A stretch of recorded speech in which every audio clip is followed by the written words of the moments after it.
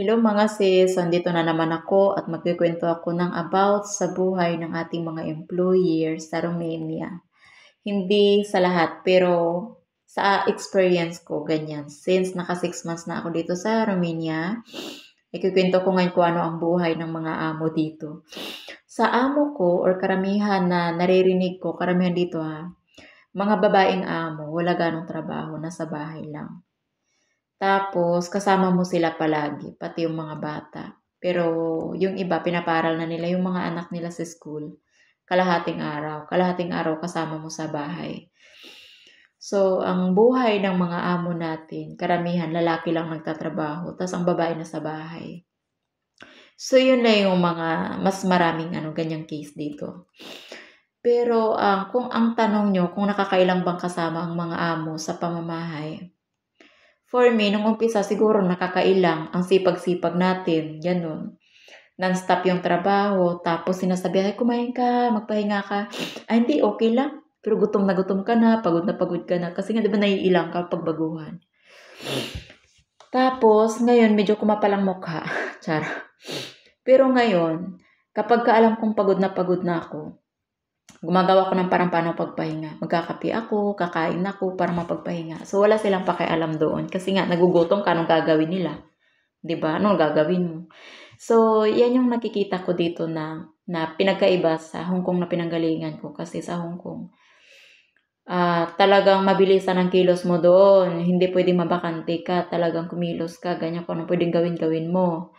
Yan yung experience ko sa Hong Kong at yan yung karamihan na trabaho ng mga kaibigan ko. So, dito, okay naman. Ang sahod dito is nasa 600 euro eh. Yun yung mga first na offer nila, 600 euro. Kati ng ilong ko. 600 euro. So, magkano yan sa atin? Mga nasa 37,000 in pesos. Ganyan. Pero meron tayong weekly off. Tapos, ang weekly off natin, depende sa'yo kung pababayaran mo or magdi-day off ka. So, okay. Tapos na tayo sa employer. Okay, sa pagbabiyahe naman kung mahirap ba Hong Kong o dito. Actually, sa Hong Kong, mas madali ang biyahe kasi nga, maliit lang yung Hong Kong. Tapos, by train lang or bus. Ganyan. Hindi ka maliligaw. Yung parang ganyan lang. Parang madali lang siyang aralin. Pero dito, ang ginagawa ko kasi tuwing nagdi-day off ako, nag-u-Uber ako. Parang hindi uso ang bus dito eh. Uber talaga sila. Uber, ganyan. Pero hindi naman ganun kamahalan kasi meron siyang araw na halos kalahati yung binaba ng pamasahe. Ganyan. So ako, every Tuesday ang day off ko, natatiming talaga na madalas Tuesday. Halos kalahati sa normal na na rate ng kanilang pamasahe dito sa Uber, ganyan. So, minsan tipid-tipid, ganyan. Pagdating naman sa sa biyahe-biyahe, Uber, ganun lang, ilalagay mo lang yung address, mas madali lang siyang gamitin, madali lang din yung biyahe. Parang ganyan lang sa akin. Madali lang, for me madali lang. Walang pinagkaiba sa sa Hong Kong na rate. Medyo konti lang naman diferensya. Konti lang diferensya. So depende sa lugar na pupuntahan mo, ganyan. And then what else pa? Pagdating naman sa pagkain nila dito naman ni Amo, kasi nga, bakit ko ba naibanggit yung Uber? Di bali, dito na tayo sa pagkain. Sa pagkain ko naman, experience ko, naka-join ako sa bahay nila, sa room ng, na meron silang extra na room para sa akin. Pero yung kusina i-share kami. Ganyan.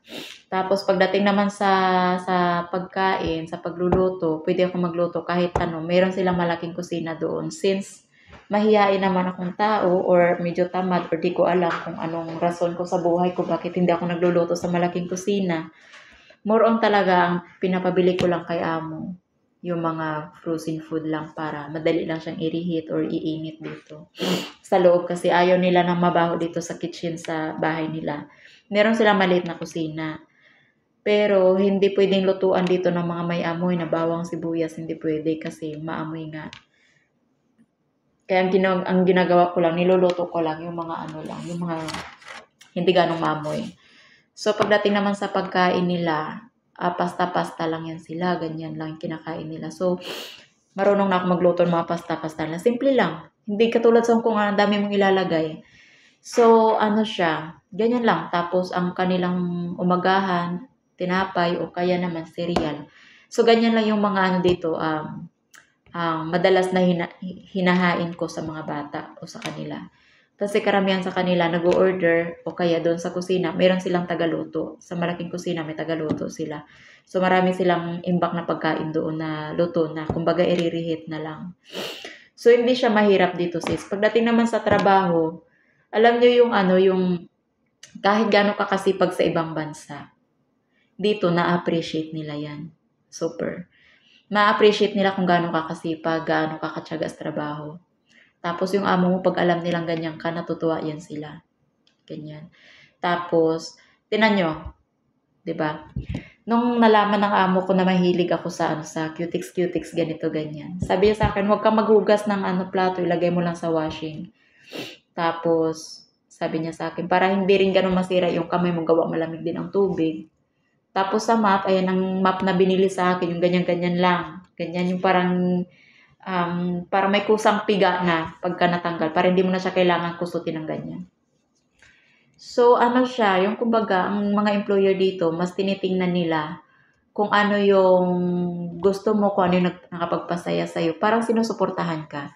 So, yun yung pinakamaganda talaga dito. Kasi, kumbaga, hindi sila katulad ng iba na kapag mahilig ka sa gito, bakit ka naglalagay ng ganyan? Di ba? Tanggalin mo yan kasi hindi pwede maano sa mga bata, maarte, ganyan, maarte. Sobrang stricto, ganyan. Dito, okay lang. Wala kang masabi sa ugali nila. Mabait, pati yung mga lalaki. Tapos, sa ngayon, nasa adjustment pa rin ako ng aking pakikisama sa mga bata. Kasi nga, hindi naman ako yung nagpalaki sa mga bata. Since, sila 3 taon, at saka, 5 taon, mag-6 na taon na yung panganay. So, kung ang tinatanong nyo is maldita ba sila o kung hindi, normal lang yung mga bata. Yung mga bata, normal lang sa kanila talagang kakulitan, normal lang. Tapos, syempre, kung meron sila nagawang mali, sumbong mo lang sa parents, ganyan, na ayaw makinig sa'yo. So, sila na bahala mag-discipline, ganyan. So, yun lang. Yun lang sa ngayon ang aking masasabi. Yun yung buhay ng mga Romanian. Tapos, ganyan lang. Huwag kayong mailang kasi totoong tao naman sila. Pag hindi ka na masaya, tapos yung isang taon mo, hanap ng iba. So, ganun lang ang buhay. Huwag tayong susuko kaagad. So, for now, papala muna ako at nag-aantay ako ng aking order. Kakain ako. So, kung may kailangan kayo, ganyan, madali lang. Madali lang talaga mag-order. Magastos. Magastos kasi ang dami mo nakikita sa online. Pero, sige lang. Treat yourself. Bye-bye.